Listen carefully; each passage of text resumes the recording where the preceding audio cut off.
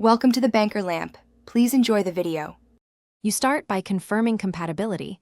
The iPhone 6 can only go up to iOS 12, so first check the target version.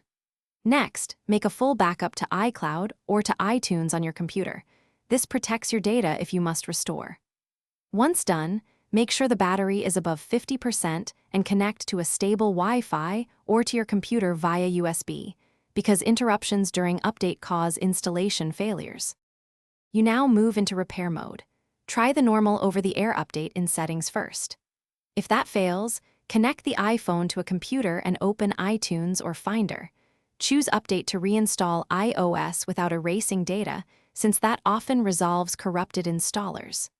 If the phone won't boot or the update freezes, put it into recovery mode and then let iTunes/Finder reinstall the firmware. This approach replaces broken systems. You finish by confirming the update finished.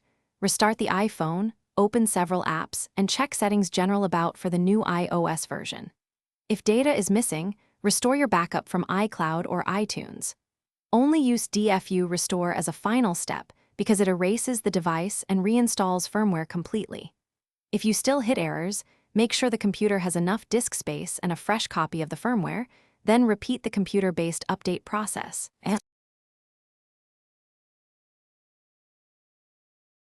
Thanks for watching. If this was helpful, leave a like and consider subscribing. See you next time.